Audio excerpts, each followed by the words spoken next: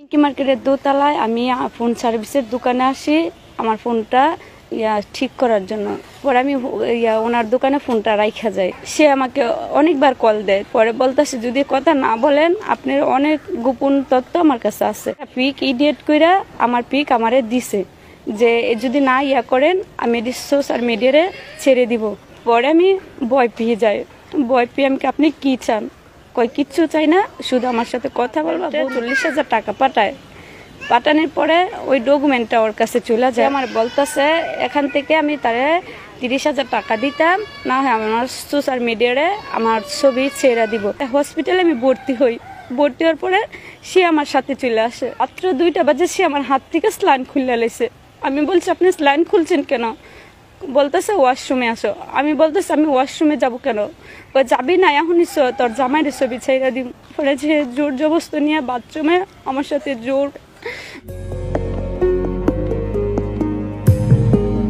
Hello guys, আসসালামু আলাইকুম। আশা করি আল্লাহর রহমতে সকলে ভালো আছেন। আপনারা ইতিমধ্যে যে ভিডিওটা দেখছেন, যে আপুটা এত মানে কষ্ট এবং এত অপমান বা যে একটা বিপদে পড়ছে, তো আপনারা চাইলে কিন্তু এই বিপদটা থেকে আপনি সাবধান হইতে পারেন।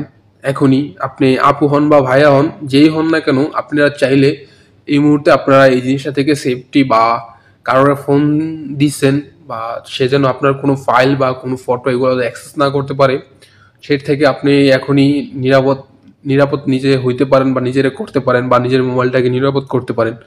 তো তার আগে আমি আপনাদের একটা কথা বলে রাখবো, কোনো মেকারের কাছে বা কোনো মোবাইল রিপেয়ারিং শপে যদি আপনার ফোনটা দেন, অবশ্যই আপনার সিমটাকে আপনি সিম বা মেমোরি যেটাই থাকে, যেই দুইটা জিনিস, এই দুইটা জিনিসে অবশ্যই আপনারা আপনাদের হেফাজতে রাখবেন।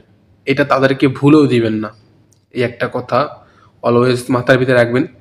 তো আপনারা আপনাদের ফোনটাকে কীভাবে নিরাপদ করতে পারেন আমি এটা আপনাদেরকে এখন দেখাবো স্ক্রিনে। তো এর জন্য আপনাদের কোনো থার্ড পার্টি কোনো অ্যাপস প্রয়োজন নেই, কোনো সফটওয়্যার প্রয়োজন নেই। আপনারা চলে যাবেন আপনাদের ফোনের সেটিংসে। তো সেটিংসে আসার পরে আপনারা সিস্টেমে চলে যাবেন। যদি সিস্টেমে না থাকে, তা আমি আপনাদের দেখাবো কীভাবে আপনারা এই জিনিসটাতে খুব সহজে খুঁজে পেতে পারেন। তো সিস্টেমে চলে যাবেন। সিস্টেমে চলে যাওয়ার পরে যে একটা ইউজার দেখতে পারবেন, তো ইউজারে ক্লিক করবেন। ইউজারে হয়তো আপনাদেরটা এরকম অফ থাকতে পারে, তো না থাকলে হয়তো আপনাদের যদি এরকম থাকে তাহলে এটাকে অন করে দিবেন। আপনাদেরকে হয়তো এরকম নাও থাকতে পারে, আপনাদের সরাসরি এরকম থাকতে পারে, ঠিক আছে? তো এই জায়গায় অনেকগুলা অপশন দেখা যেতেছে। একটা হলো আমার নাম, তারপরে ওনার আর কি এটা দেওয়া আছে, তারপর অ্যাড ইউজার, অ্যাড গেস্ট, তারপরে যে allow guest two make calls, এগুলো add user from log screen. তো এই জায়গায় এখন আপনার কোনটা, আপনি যদি কোনো গেস্টের কাছে দিতে চান তাহলে অ্যাড গেস্ট এই জায়গায় ক্লিক করে দিতে পারেন। আর যদি আপনি একটা নতুন একটা ইউজার বানিয়ে দিতে চান তাহলে এই জায়গাতে অ্যাড ইউজারে যাবেন। তো অ্যাড ইউজার দেওয়ার পরে যে একটা ইউজার নাম দিয়ে দিবেন।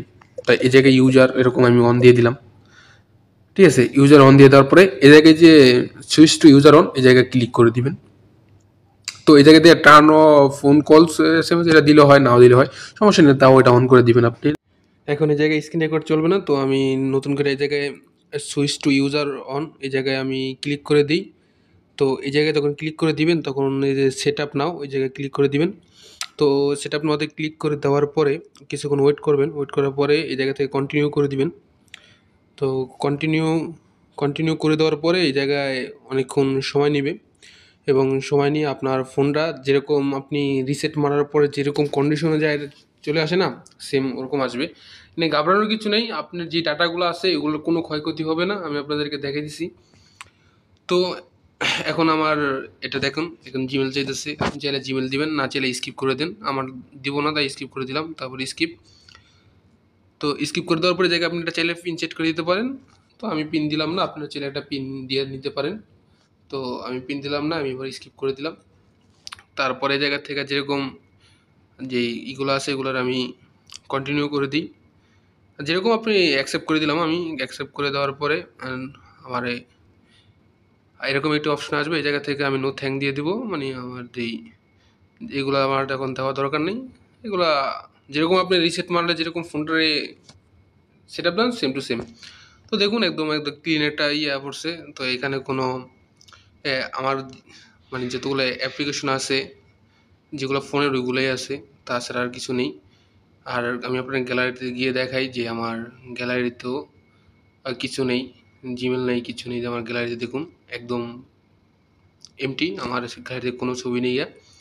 তো সে চাইলেও আর আমার কোনো ডাটা বা কোনো কিছু তাই সে অ্যাক্সেস করতে পারবে না। এখন আপনাদের মনে একটা আশঙ্কা থাকতে পারে, তো ও যদি জানে এরকম ইউজার চেঞ্জ করে দিচ্ছে বা ইউজার এই করা এগুলো যদি ও জানে, কোনো সমস্যা নাই, ও ঢুকতে পারবে না। কারণ আপনি যদি আপনার আগের ইউজারে মানে যেটা আপনার মেইন ওনারের যে আমি দিয়েছিলাম আপনার ওনার যে ওই ইউজারে যাইতে চান, তাহলে এই জায়গায় আপনার পাসওয়ার্ড প্রয়োজন। দেখুন আমি যাইতেছি, আমার পাসওয়ার্ড চাইতেছে, দেখছেন? তো এই জায়গায় আপনার ফিঙ্গার বা পাসওয়ার্ড দেওয়ার পরে এই যে আপনার মেইন যেই এটা আছে, মানে যে মেইন আপনার ইউজারটা আছে ওই জায়গায় চলে আসছে। তো এই জায়গায় কিন্তু ও আপনার পাসওয়ার্ড ছাড়া যেতে পারবে না। তাই ভয়ের কোনো কারণ নেই যে আপনি ইউজার চেঞ্জ করে দিলেন ও জানে যে ইউজার চেঞ্জ করে ও চেঞ্জ করে নেবে, এরকম পসিবল না। কারণ ও আমার পাসওয়ার্ড বা ফিঙ্গার কিচ্ছু ওর কাছে। তো এখন আমি আপনাদেরকে দেখাবো কীভাবে আপনারা খুব সহজে এই সেটিংটা খুঁজে পেতে পারেন। তো এর জন্য আপনাদের সবার ফোনে এরকম একটি সার্চ বার আছে, দেখতে পারতেছেন। এই সার্চ বারে এরকম আপনার সবার ফোনে থাকে, এই সার্চ বারে গিয়ে আপনারা সার্চ করবেন ইউজার লিখে। তো আপনি যখনই এটা মানে এই সার্চ বার যে ইউজার লিখে সার্চ করবেন, তখনই আপনার দেখতে পারতেছেন একটা মানুষের মতো আইকন, এরকম একটা ইউজার চলে আসবে।